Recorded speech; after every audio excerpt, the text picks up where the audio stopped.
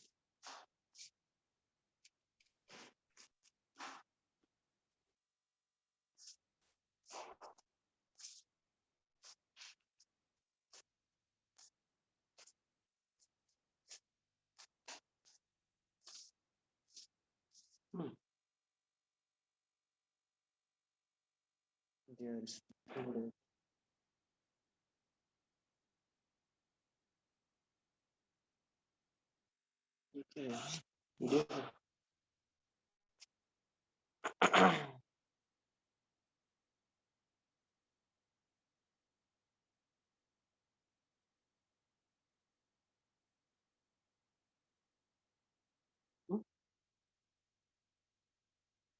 Link पे click करना है ना, ऊपर लिखना पड़ेगा।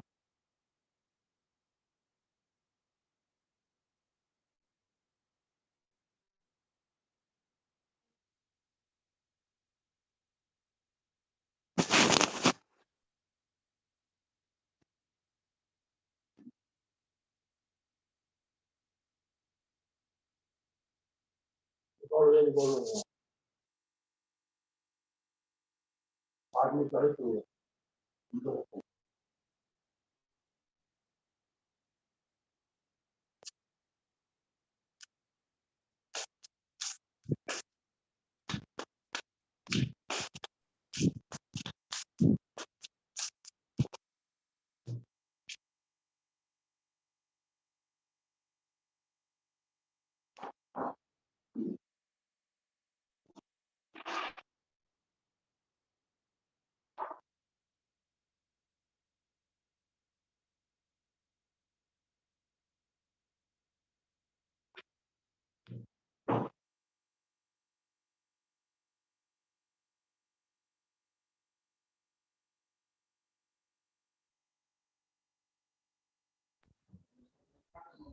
हेलो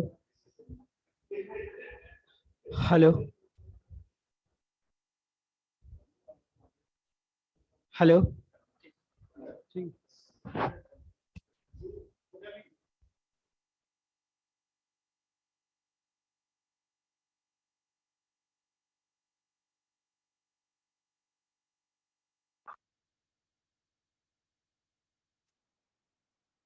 हुआ क्या? हाँ? सो देख इसमें आपका नाम आया। अच्छा यही है ना? हाँ मतलब इसमें आपका नाम आया। अच्छा यही है ना?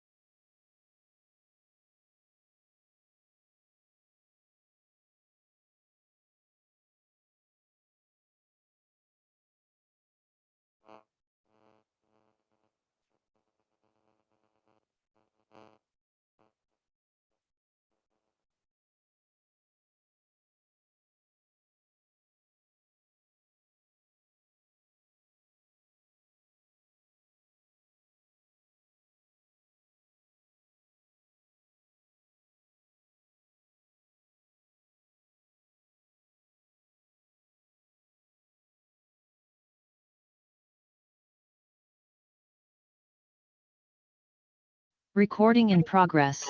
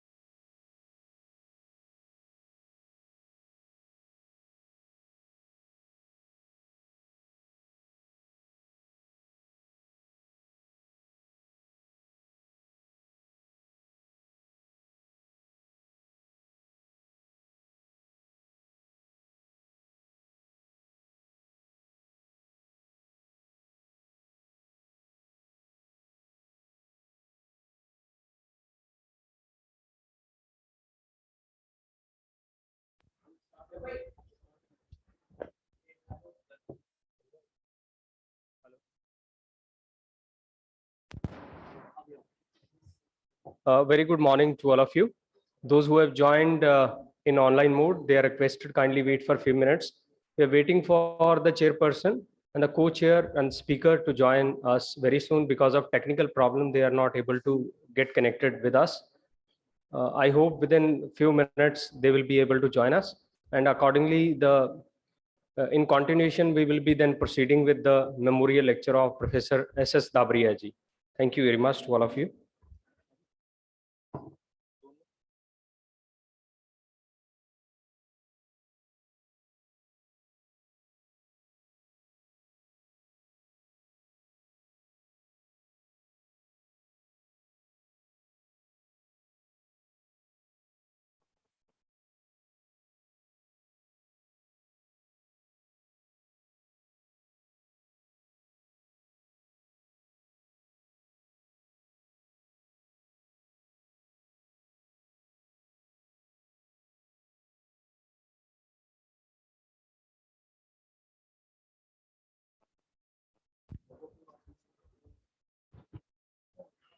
So we are going to start this Professor S.S. Dhabaria Memorial Lecture, and the speaker is Professor Seema Jalan, HOD Department of Geography, Mohanlal Sukhadia University. Chairperson of this session is Professor Nc Gautam, sir, from NRC, Hyderabad, and co-chairperson is Professor Singh Rathor from Udaipur. Of the offside, Professor H.S. Sharma sir, Professor H.N. Mishra sir, Secretary General of the Nagi, S.C. Rai, Professor Sukumar Shukla from Pandit from Shahdol, and our chairman, Professor R.S. Yadav, and convener, Professor B.N. Sharma is here. Side by side, Joint Secretary of the Nagi Secretariat, Professor Saha and Prabudh Kumar is also here. So just I want to introduce first Dr. Nc Gautam. Actually, there is some problem with Professor Gautam. He is hospitalized, so he is not in position to join this session. So in his place, Professor Singh Rathor, who is the co-chairman of this session, will act as a chairman. So, sir, I request you to accept our request. So, first, I want to introduce you Professor Nc Gautam. So, Professor Nc Gautam obtained postgraduate merit award from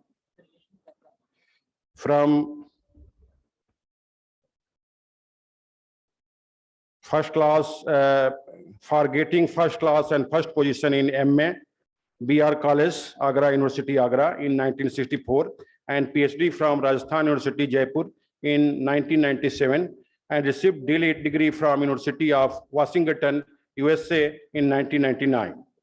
He joined National Remote Sensing Center, Indian Space Research Organization, Government of India, Hyderabad in 1976 and became group director into the group director from the 1997 to 2001 in NRSA. He completed 123 national projects in NRSC. Previously it was NRSA. He has published about the 27 books and 75 research papers in national and international journal. In 1965, he joined Jodhpur University, Jodhpur. He worked as a lecturer in Rajasthan University, Jaipur from 1967 to 1975. Sir आप check करिए, आप आवाज आ रही है? हाँ sir, आवाज आ रही है। हेलो, हाँ सर, आपको मेरी आवाज आ रही है? राठौर बोल रहा हूँ। हाँ सर, आपकी आवाज आ रही है सर। बोल दो। And trained at IPI, previously IPI, and now that is the IIRS, Indian Institute of Remote Sensing, into the 1975, 72 and 1975. He has visited many countries, USA,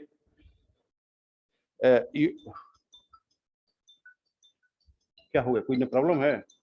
हाँ, USA, Italy, Australia, Spain, Japan, and Vietnam. He is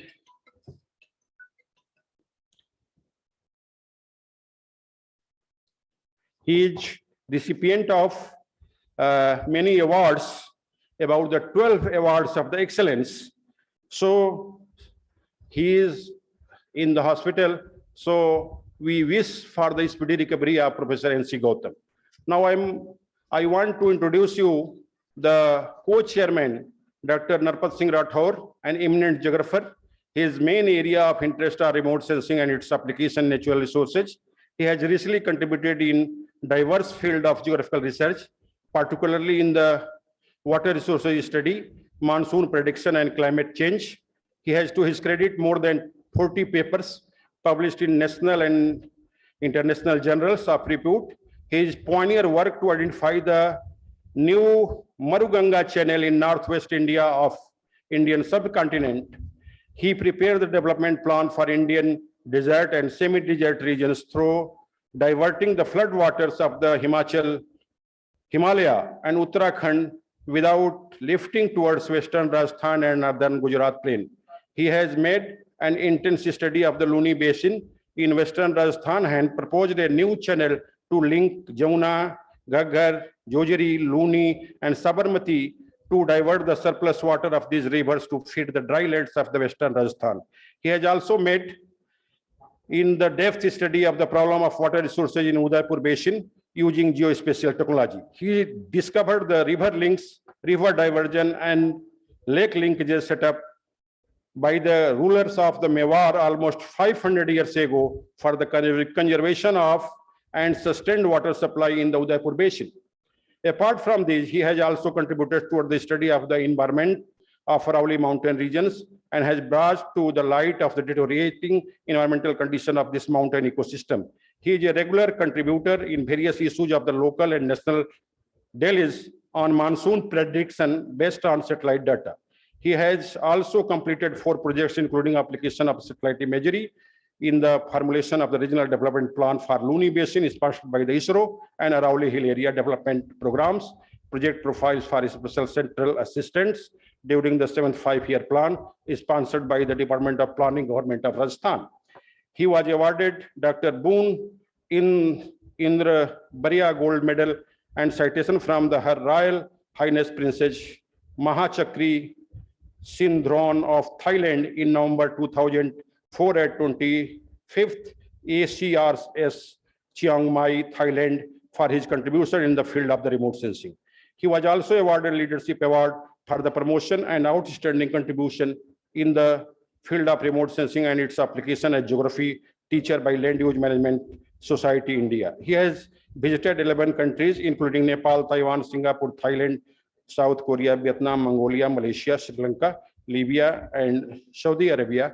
So, sir, you have accepted our invitation. We are lucky. Now I am coming on the main speaker. brief introduction about the main speaker, Professor Seema Jalan.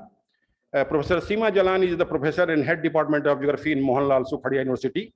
She passed MSc in geography as gold medalist in 1998 and PhD in electoral geography from University of Rajasthan, Jaipur in 2007. She then PG diploma in remote sensing and GIS from the IIRS Dehradun in 2009. She was postdoctoral research fellow as UGC awardee from 2010 to 2012 at the University of Rajasthan. She has 20 years of teaching experience, 13 years in the college education, Government of Rajasthan, and 9 years at the MLSU since 2013. Expertise in various image processing, GIS, and statistical software research interest includes electoral geography, particularly the electoral recognition and its socio-political impacts. Application of geospatial technology in applied geographical research, mainly social GIS and urban study environment. She has authored 2 books and published about the 35 research papers in national and international journals. She has completed 3 major research projects by the UGC, SSR, MHRD, and 2 major research projects funded by the MHRD relating to development of the governance application and web-based information are going on presently, also establishing Geospatial Center for Skill Development and Entrepreneurship Cell in the Department of Geography, Mohanlal Sukhadia University as coordinator, with an outlay of approximately 1.4 crore funded by the Rashtriya Uttar Shiksha Abhiyan, RUSA MHRD, Government of India. Actively associated with the Department of Science and Technology, Government of India as member of the national level committees and as coordinator of the academic events in the field of geospatial technology under the aegis of the DST. She has been awarded certificate of distinguished geospatial educator by the Center of Applied Geometrics, SEPT University, Ahmedabad in 2019. So, Madam, you are in the field of the GIS and remote sensing, and Professor Dhabaria, in which memorial lecture in the name of Professor Dhabaria, I want to inform all the colleagues and participants that Professor Dhabaria is alumni of our department, and he was specialized in GIS and remote sensing. At that time, GIS was not so much, but remote sensing was important at that places. So in all conferences organized by our university, he visited this place. So, Professor Seema Jalan, on the topic, she will give the lecture, that is the Thinking Geography the Geospatial Way. So I invite you, I request to co-chairman, Professor Nirpal Singh Rathor, to start this proceeding, sir. Thank you. Very much, Rai sir. I am very proud of you. You give this unique chance to introduce Professor Dhabaria, and I will also invite Professor Seema Jalan. She is a renowned geographer in Rajasthan, and she is doing very well. Professor Dhabaria, he was my teacher, and you rightly say he was the alumni of Banaras University. He did his MA from the Banaras University. Professor Dhabaria was an eminent geographer of India. He was completed his education from Banaras University, Varanasi. After completing his education, he was joined Jaina and Vyas. Formerly it was known as the Jodhpur Institute, as head of department of geography in year 1962. After serving about 18 years, he has joined the Institute of Development Studies, Jaipur, in the year of 1984. He was joined as the associate professor. This was an autonomous organization of Indian Council of Social Science Research. Finally, in the year after 1 year, 2 years, he joined the B.M. Birla Science and Technology Center, Jaipur, as a professor in head department, remote sensing duty. He has devoted his whole life in teaching and research. His area of specialization was urban geography in early stage of his career, but thereafter he has expanded his horizon, development the interest in the field of environment, particularly drought, desertification, land degradation, and latest technology of remote sensing GIS. He was written about 4 books and near about 16 research papers and more than 200 popular articles, and a number of chapter and short notes was in various themes of during his Rajasthan, in Rajasthan particularly, and also in India. His significant academic contribution at the national level and at the state level as fellow. He was the instrument of the introduced and opened the State Remote Sensing Application Center, formerly named the Photo Interpretation Laboratory, Jodhpur, in the state of Rajasthan. It was the first center opened in the country at the state government level. He was appointed and developed well-equipped remote sensing laboratory in Birla Science and Technology Center at Jaipur, and one branch he was open in BITS, Rachi, which was contributed a lot of by undertaking major research project and also turned his quality of manpower. He has identified 12 gaps in North Aravalli range around Sambar Lake of Rajasthan, through which desert sand is moving towards the east of Aravalli range. This fact strengthened the existing theory of march of desert toward Delhi. His theory was put forward and expressed by scientists in the field of in the first Indian Congress science. He was also worked a lot on the degradation of Aravalli mountain due to illegal mining and raised the voice at several government and non-government platforms. He was the opinion that the excess and riskless mining will convert Aravalli into rocky deserts. He has been associated with the Department of Space, Government of India, through various academic activity in his entire he had headed or hold member of important committees in government and non-government. He has been part of many national level delegates and well-known academics and like Sundar Tarun Bharat, too many others. His father was late Mohan Singh and mother late Gulabi Devi. Professor Dhabaria, he belonged very reputed family of the Mewar. Particularly, his family was active in political field as well as academic fields also. Because I am a student of Professor Dhabaria, it is a great pleasure for me to introduce as a renowned geographer, not in Rajasthan but also national and international level. He attended several conferences in international level. He visited Moscow. He also visited France, Nairobi also. So like this, I am thankful to Nagi Secretary to start this most valuable and increasing this memorial lecture. I am also thankful to Department of Geography, Banaras University, and I am also thankful to Professor Sima Jala. He gave this lecture on the memorial lecture of Professor S. Dhabaria. Thank you very much. I invite Professor Sima Jala deliver the lecture in the memory of Professor S. Dhabaria.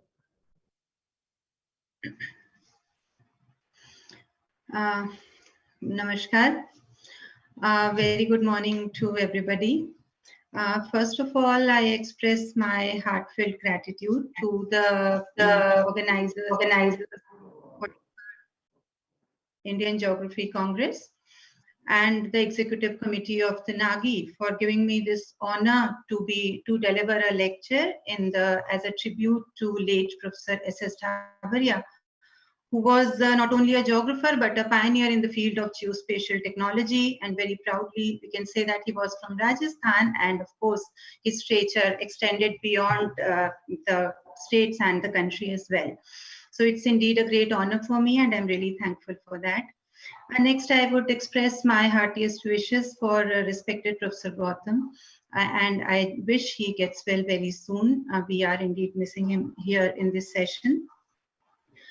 Again, this is also a very special moment for me to be presenting in presence of Honorable Professor N.S. Rathor, and I'm sure Professor H.S. Sharma is also there, who's my mentor. They are my mentors, my guides, and have always blessed me. And I think because of their blessings, I'm here today at this prestigious platform. Thank you so much. I'll just share my screen. Just please give me a minute.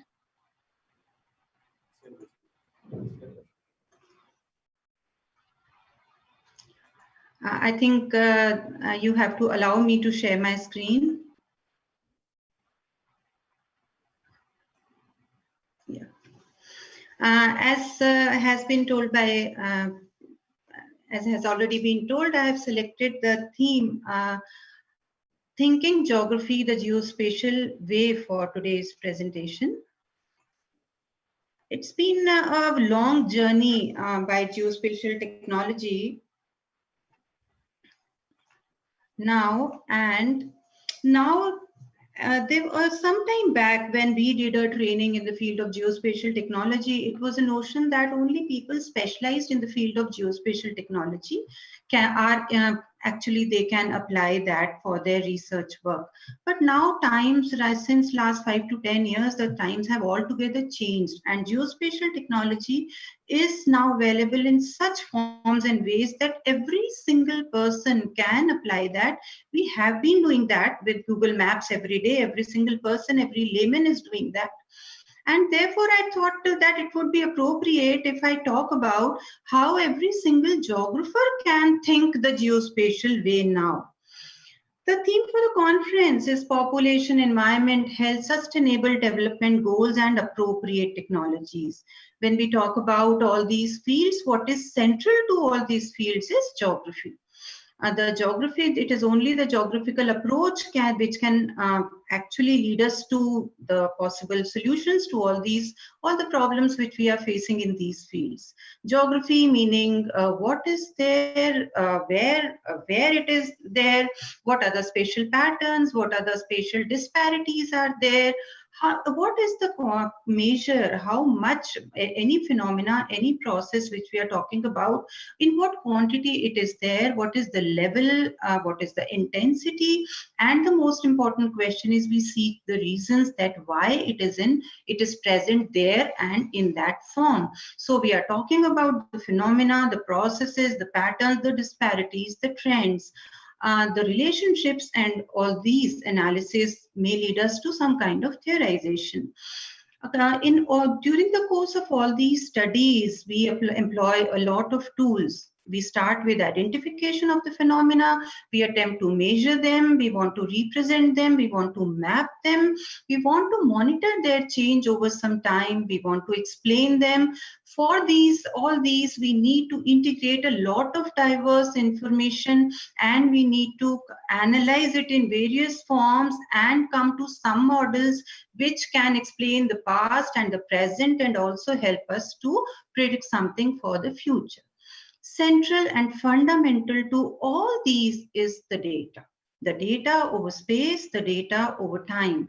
And we need some processing tools which can help us converting this data into information. And of course, the most important thing is we want the information in context of its location on Earth. Here, where is geospatial technology comes in. As we know, geospatial technology is a generic term which is used for the combination of remote sensing, GIS, global navigation satellite system. All these are very common terms now. What is unique about geospatial technology is that geospatial technology does require data along with its location on the Earth. And all this data can be used in a varied ways for visualization, analysis. We can simulate, we can model this data, and we can use it for decision making, problem solving in several ways. So if we talk about applied research, if we talk about policy relevant research, if we talk about problem solving research, if we talk about social investigations also, it is a technology, but it is very, very imperative for social investigations. Why? Because this is the only way that we can identify the spatial patterns which are embedded in a large volume of data. Geospatial technology has actually shattered the foundations of a spatial scope of the study, and a study may range from a local to a global level at a time, and a lot of different attributes, they can be accessed and analyzed collectively and holistically, which indeed is very, very imperative to understand the reality. Then mapping is a basic tool of the geographers, but now if we integrate geospatial technology with this mapping, then we can prepare intelligent maps. What are intelligent maps? Which actually bring out a lot of interesting and rare insights into the patterns which our data has to say. And we can also talk with our maps. They are dynamic, they are interactive, they can be queried, and they can answer our questions. If we talk about the applications of geospatial technology, just a few months back, GIS Geography has released a document where they have listed around 1,000 applications of geospatial technology.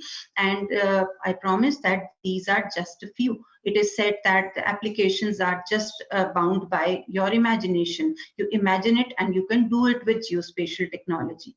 And I have listed just a few of those applications in this document: where land use, land cover mapping, urban planning, terrain mapping, water resource engineering, and so on and so forth. And all these applications of geospatial technology are indeed inherently geographical. So it is geography which underlies all these applications. So GIS combined with geography can not only help us in applied research or policy relevant research, but it can also be very, very useful for teaching geography. I'll show in the coming slides. So why geospatial technology has become so important for geography now? Because we have like volumes and volumes of remote sensing data ranging from sub-meter level resolution to several thousands of meter resolution, from micro to global scale at all resolutions in all, like we have satellites which are looking in all the regions of the electromagnetic spectrum, and all these aerial and satellite platforms are giving us such information which we cannot decipher, which we cannot collect with our conventional tools and methods. Now if we talk about the satellite data, the data is available, I think, for almost 5 decades now, and actually the trends that we can reconstruct now using the satellite data date back to around 1970s. So it is very, very useful to carry out the studies across space and time. There is no gap in the data. Scale is no more a constraint. For the same area, we have data at all scales. We can visualize the data at all scales. We are seeing the unseen, which cannot be captured by the bare eyes. And as a result, the scope of geographical studies can be enhanced very, very, like I can say, multifold. And the analysis can be more objective, more accurate. It can be more timely. It takes much, much less time to arrive at a conclusion using geospatial technology. It can be, the results can be verified, they can be repeated. And for all these purposes, we have automated or semi-automated tools which are available in open source platforms. And these platforms include the softwares and also those platforms where you do not require even a software. It has become very, very easy to compute now, and you can get unprecedented insights into the data, and you can get unprecedented results out of that data. I have just here put in some studies which we have carried out for some of our projects, and also derived some studies from the internet, just to show what additional insights geospatial technology can give us. And we can just say, to summarize, that if we are using geospatial technology, results, they become more informative. We can carry out the analysis in a more flexible manner, and we can represent a data. It can be any kind of data, socio-economic, topographic, any environmental, any kind of data in a much more effective and understandable manner. As we have shown here, that is a very conventional representation that we use for population data. We prepare the Choropleth maps, and but here I have used a GIS software for this representation, and I have been able to show 3 attributes at a time. Yes, we can do it traditionally, but we can do it much more dynamically till we reach a satisfactory representation using a software. So in this map, we have shown the distribution of total population district-wise in Rajasthan, and also shown the proportion of SC and ST population along with that here. So that is a very simple example of how it enriches a representation. Here we had carried out another study on the Aspur Tehsil of Dungarpur district in Rajasthan, and we collected some data, water quality data from the wells. We calculated the water quality index, and then we could, from that sample data, we could generate the surface for the entire tehsil. And we generated this surface, and then we could also get the mean water quality index for all the villages. So such kind of analysis can help us identify the villages which need immediate redressal of the problem. So this is a tool which is known as zonal statistics and is available in any open source or proprietary software of GIS. Again, I come to the Choropleth mapping that we have been using for showing the various aspects of population, administrative unit-wise. And we all know that what we represent using a Choropleth is too much dependent on what type of classification scheme we have chosen. Yes, if we are very experienced and senior and a very experienced cartographer, we can come down to a very appropriate scheme and show the patterns very well. But still, this limitation of going by a class, it does hide some important patterns which are there in the area. What if I just want to know that where are those regions where the values are the lowest and they are clustered together?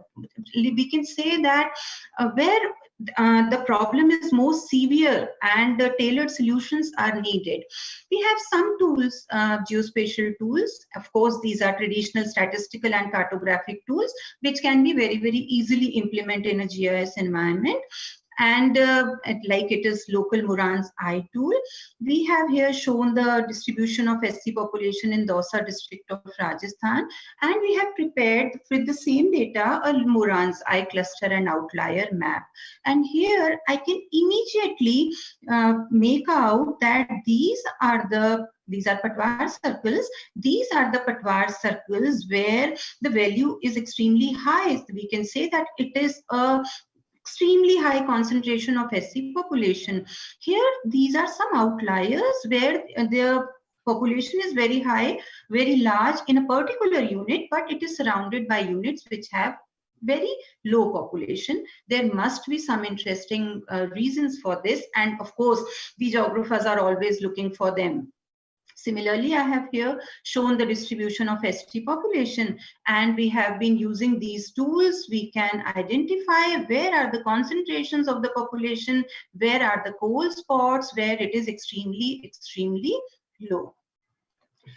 These are two studies in which we have shown how these tools can be used to get insights into the distribution, and we had applied these tools for in one of the studies for the mapping the literacy levels at the sea level in Rajasthan, and in another study we have used it for reserved sections of population. And here I have shown the results for the literacy study And we have, using the cluster and the outlier analysis and the hotspot analysis, we have been able to identify this very clear east-west gap in the literacy in Rajasthan, and we can always identify the top priority areas where all the literacy schemes should be targeting when we cannot have a blanket solution for the entire state, and we can identify the priority areas using these tools.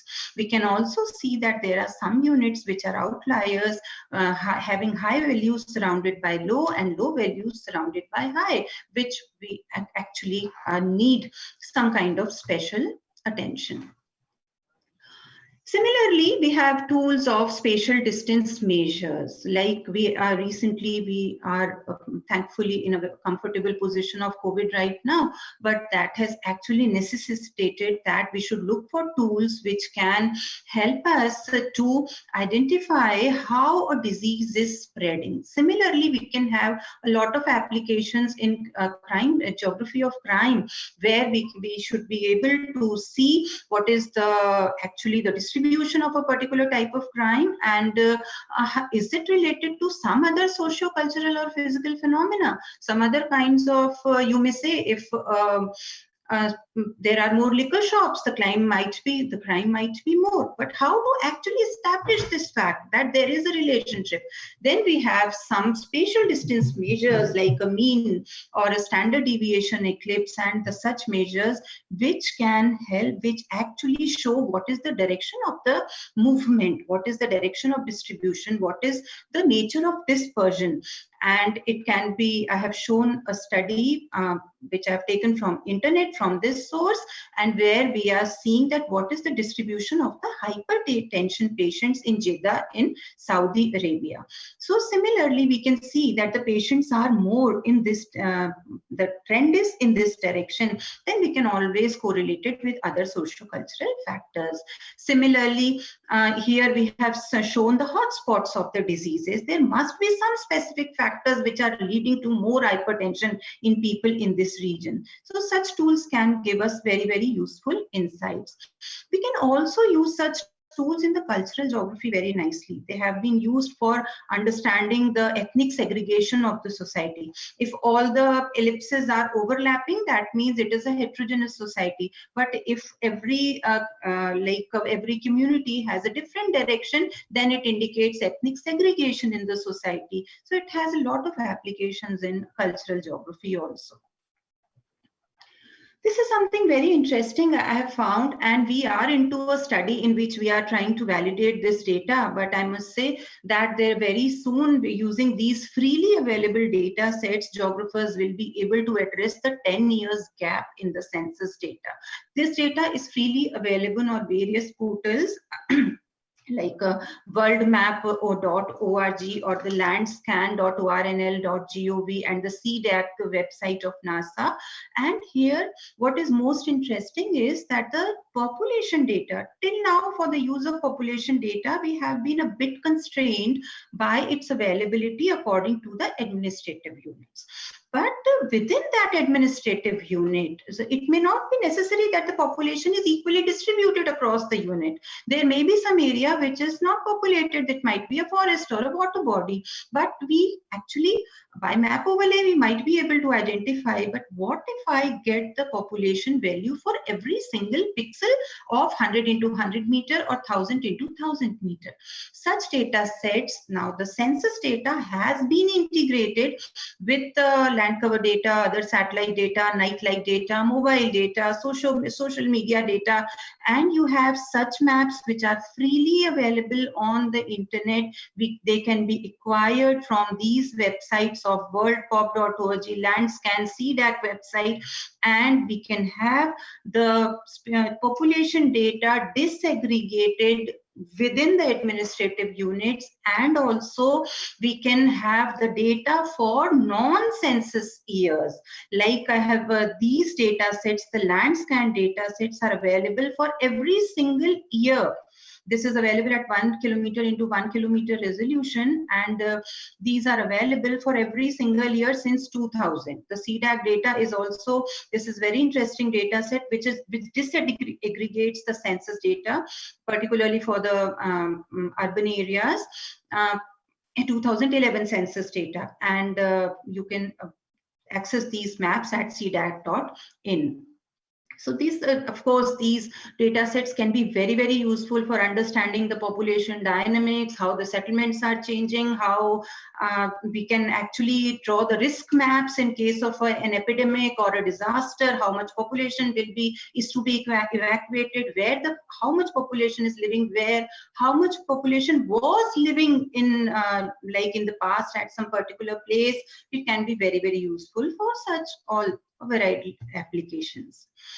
Understanding the terrain is a very important input for all our studies, where we want to map the terrain, we want to understand in the physiography, the topography.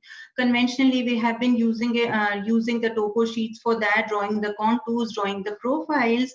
The same concepts can be very, very easily implemented in a GIS environment. So we have freely available digital elevation models where now we have the elevation for every single pixel, and this pixel can be of even of 1 meter by 1 meter, and they can be we can generate the contours, we can generate the profiles, and along the profile, this is a conventional tool but very easily implemented in a GIS environment. Besides that, we can integrate more than one method. I have hill shaded them, and I have used the hypsometric tinting method to understand the terrain more clearly. I can also put some vertical exaggeration and understand the relative relief more clearly. And I can also now use all these three methods together, and I think this is Udaipur, and we can very well make out the topography of Udaipur using such kind of visualization.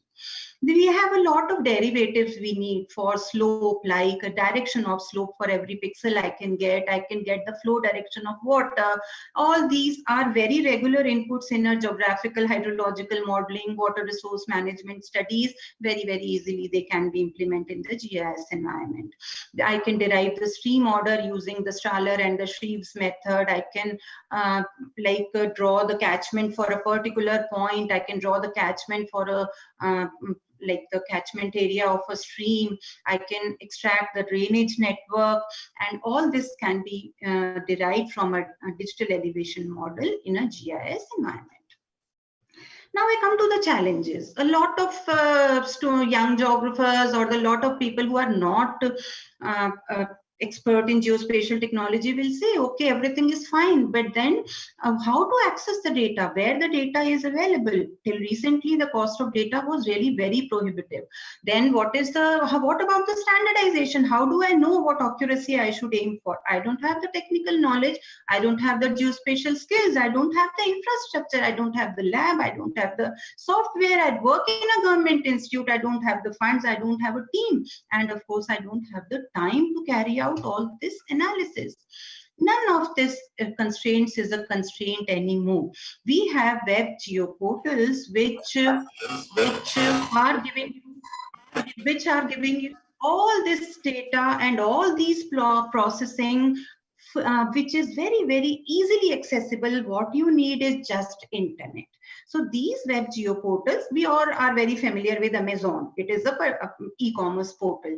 Just like it is now accessing all this data, processing and downloading the result is as easy as like purchasing something over Amazon. So these are gateways to web-based geospatial resources. You can discover, you can view, you can access geospatial information, and you can access all the services which are made available by the providing organization. So now through internet technology, this GIS and information is now in your hands. You can freely download the satellite data. You can also download the process data. You can run your queries. You can visualize in several ways. You can access a lot of GIS functions. You don't need a software, nothing. You need nothing except an internet connection. You can create your own data. You can download that data. You can share your data, and you can access all the data available on these portals through web services. If you have a little knowledge of geospatial technology, you know something about working in the GIS softwares, then you can also access all these layers and you can create your own data using it as a base map. So I'll just now show some glimpses of some very interesting portals and very useful portals for geographers. First, I'll talk about some sources which are providing us free satellite data. For India, the very important portal which is being hosted by NRSC Hyderabad is Bhoonidhi portal. अब आपको अगर satellite data India का लेना है, you need not actually explore the respective websites of different space agencies. हम भूनिधि के through US की या यूरोपियन स्पेस एजेंसी की जो भी सैटेलाइट्स हैं, every data can be ordered, free data can be readily downloaded, and the price data can be ordered through this portal. And you have data for around less than 1 meter to around 1000 meter resolution data. Every data is available through this. And you also have some thematic data which is also available on this portal. USGS NASA is a wonderful web portal which is giving us not only satellite data but also a lot of thematic products, digital elevation models, land cover data, and vegetation monitoring data, atmospheric data. A lot of data is available at all resolutions, freely available on this NASA's Geos portal, earthexplorer.usgs.gov. The entire data is freely accessible, and you can just log in and place the request and the data can be downloaded. This is recently now ESA has also become a very important source of data sets. A lot of data sets for land, water, like the land, oceans, atmosphere is freely available on the website of the European Space Agency. And a very important data is like recently the Sentinel Data, which is I think a blessing for us urban geographers, because we are getting 10 meter data free of cost from the Sentinel Data from this website. And similarly, the Tropomi data, which is giving us the various trace gases and the pollutants, ozone, nitrogen dioxide, sulfur dioxide, all these data sets are available freely from this portal. And you also have some online tools and softwares which you can, if you have some knowledge, then you can go forth for some advanced analysis also using these processing tools. We offer so many studies, we need a lot of vector data. Okay, we may need some point data. A lot of point features may be required. Educational institutions, hospitals, transport network, and so much, recreation centers, and all these we often need for some analysis. Then we need some line features like rivers and transport features for various applications. We may need some polygon features like water bodies, settlement areas, land use, etc. You just have to log in into the OpenStreetMap web portal, and you can download all these data sets very easily, free of cost. We have given the web links here. You just remember OpenStreetMap and just log in the web portal, and all these data sets can be freely downloaded. We are shown, like for Rajasthan state, we have taken these data from the portal. Now this was about the data. Now I come to where you can also do some processing and also do some kind of analysis online with minimum, or I can say negligible, knowledge of geospatial technology. If we have for Indians, we have a very useful portal, which is the Bhuvan portal. I can say it as an invaluable repository for researchers and particularly for geographers. ISRO has developed this portal where you are getting 1 meter to 360 meter multi-temporal, multi-resolution, seamless data for the entire country, which is there for you to use, to analyze, to download. You have 60 terabyte of satellite data and also a lot of thematic products which are openly available to us. 183 applications of various state and central government departments are accessible through this portal, and we can get a lot of data regarding the flagship programs of the government on Bhuvan. We have used this portal to get all the Manarega assets which have been created over past some years for one of our applications. It is freely available on the portal. Then we can have real-time information for 6 natural disasters. The information is available in Hindi as well and in Tamil as well. And also we have around 90 million points of interest which are there, which can be used for several types of analysis.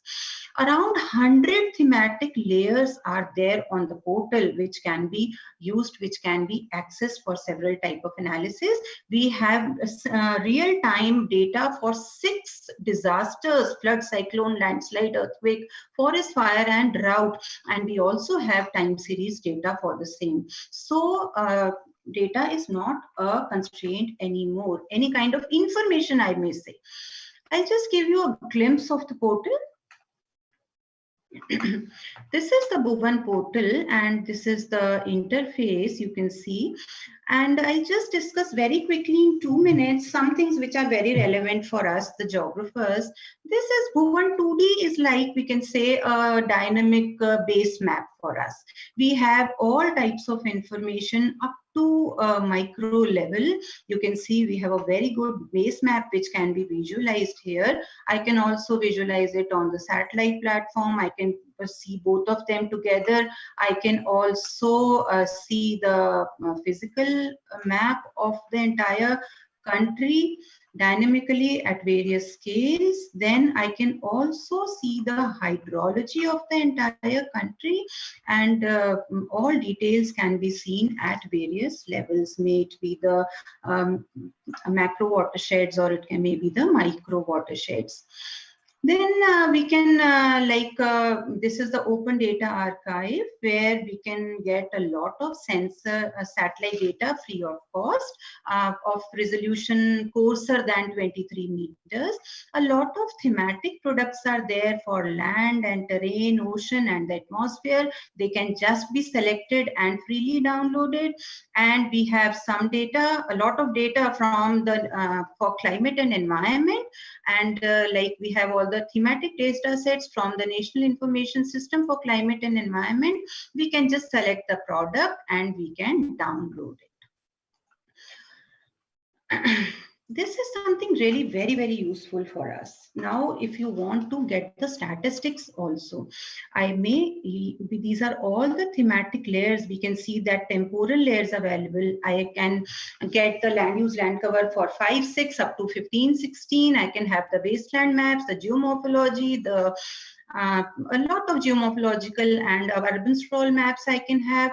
I'll just show you that if I select the land use land cover map and I select a particular state, and then I can view the land use land cover, and I can select again for I want to see the change.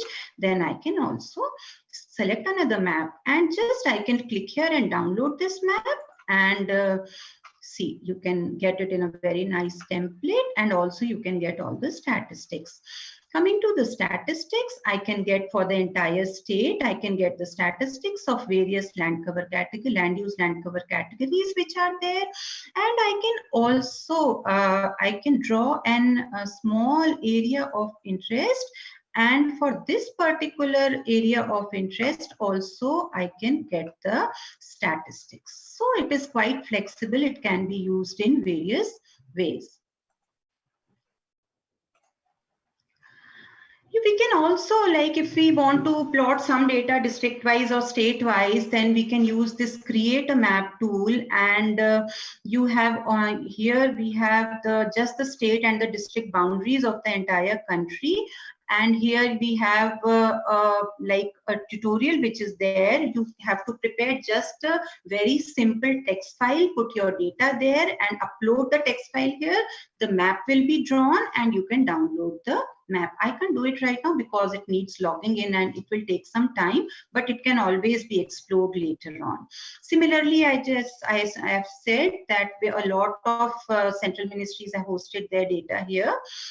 Here, this is another very important application, like you have all the data for organized state-wise here. I just select a state and here I have the state map. And all this data I can show I can show it district-wise, taluk-wise, And as you can see, we can draw a lot of maps here. What kind of erosion is there? What geomorphological map we can draw? Groundwater prospect map we can draw. We can overlay these maps. We can use the swipe utility for integrated analysis. And we can also draw some maps. Like I'll just very quickly draw a population map here. For Bihar, I say, and I submit it here, and we get a population map of Bihar. And we have to just go to the tools and print this map. So what I mean to say is that technology is no more a constraint. The only constraint is that we should know what is available where. Because a lot of us are working on the COVID, it is a field which needs more and more research, and patterns and trends are always important.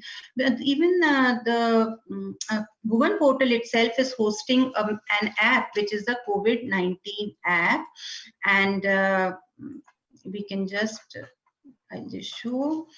And we have used this data in a lot of studies, and the entire data, which right from the beginning of the pandemic is available here. We can just simply draw those diagrams, and we can draw them for some particular states or for the entire country, and all these can be very easily downloaded using this button. The results I have shown here for yesterday.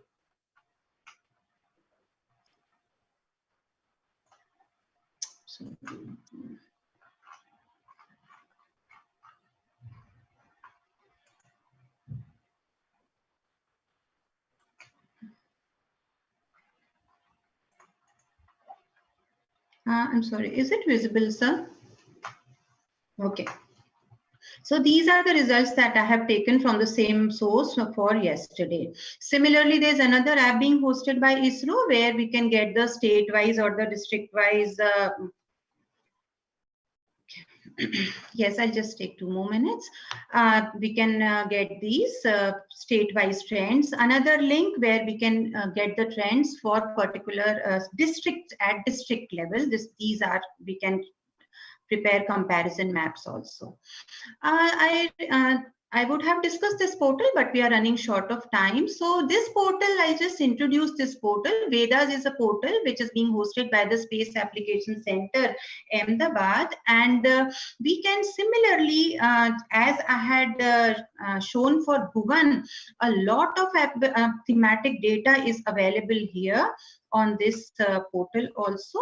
And you can get trends for vegetation, a lot of useful information for agricultural applications, desertification maps over time, and a very useful information is urban sprawl information system. I just take a second and try to show this.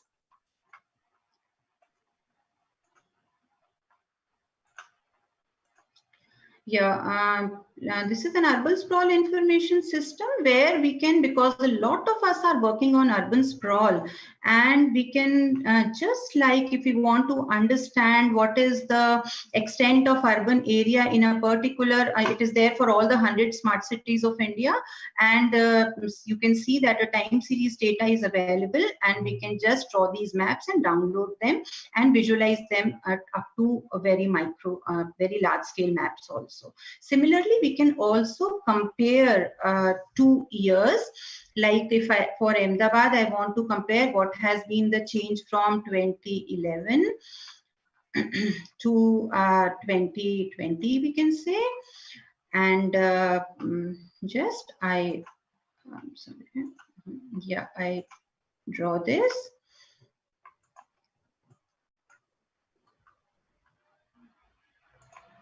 Yeah. And as you can see, we'll be able to see what change has been there. So it is very, very useful for urban sprawl studies. We can also like get a lot of information. If somebody is interested, they can explore later on. So just on 21st of October, this portal has also been launched by the government, Niti Aayog, in collaboration with ISRO, and is hosted on the Vedas portal also. It has excellent information for all the energy resources of the country, and also state-wise and zone-wise around 25 plus thematic layers are there. As you can see, we can see the location of power plants, the renewable energy plants, the core reserves, the generation, the state-wise, zone-wise energy production, renewable, non-renewable energy resources, every information which falls under the Ministry of Coal, Ministry of Atomic Energy, Ministry of Oil and Natural Gas, Ministry of New and Renewable Energy, Ministry of Power, every information is there which can be very nicely and in an integrated manner it can be visualized. Similarly, we are very soon for agricultural geographers, we are going to have another app by Vedas ISRO only, which will give us the field level data for crops and temporal data, which is going to be immensely useful for us, all the agricultural, like crop combination, crop production, and all those such kinds of studies. These are some other portals which can be used: Varis, Giovanni, Bhukosh, Bhumi, Biodiversity Information System, which are giving very valuable information for geomorphology, water resources, soil and land degradation, atmosphere, biodiversity. We can also explore them. I just wanted to show one very interesting, very simple application which can be very useful for us as teachers. Like we have been teaching students about the winds, the ocean currents, and the atmospheric pollutants. So we can just go to this portal and demonstrate about how the winds, they change, what is the pattern of the surface wind, and what is at around 700 feet, and how it changes as we go up in the atmosphere.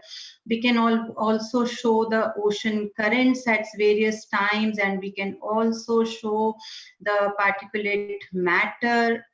So a lot of things like PM 2.5, PM 10, they can be really very interesting and very useful for teaching geography also. So I'll just conclude that let's change the way we practice geography. If we apply geospatial technology, then the spatial, spectral, temporal dimension of a study is increased multifold. We can visualize and analyze our data in a much better way, in a much dynamic way, and the range of applications is also diversified a lot. And with the holistic understanding of physical and cultural milieu that the geographers have, we can be a very, very crucial link between the geospatial science and the society. The open access data, process data, and the softwares, they have now shattered all the technical constraints that were earlier in use of geospatial technology. We can just go to the web portals, which are an ocean of repository of integrated information in readily usable format. Geospatial expertise is no longer a constraint. However, we must understand the data before use, and the young geographers bear the responsibility to actually carry out studies for validation of all these data sets. So we may now have an answer that the appropriate technologies are geospatial technologies. Thank you so much.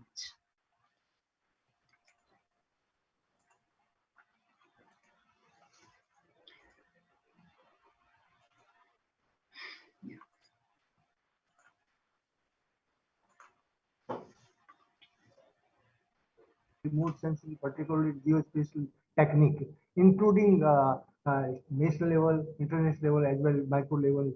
You describe the particularly South Aravalli, South Rajasthan, the Ashpur Tehsil of Dhabaria district, which is most backward district or talukas of Rajasthan.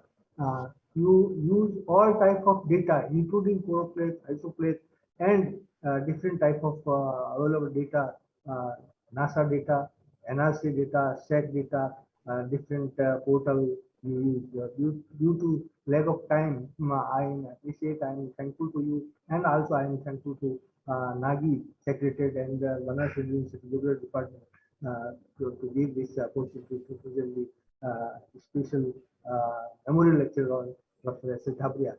I would like to mention here both Professor Dhabaria and Professor Gautam, both are my teacher. I wish the speedy recovery of Professor Nc Gautam. I think वो जल्दी ही ठीक हो गए और अपन लोग इनसे मिलेंगे।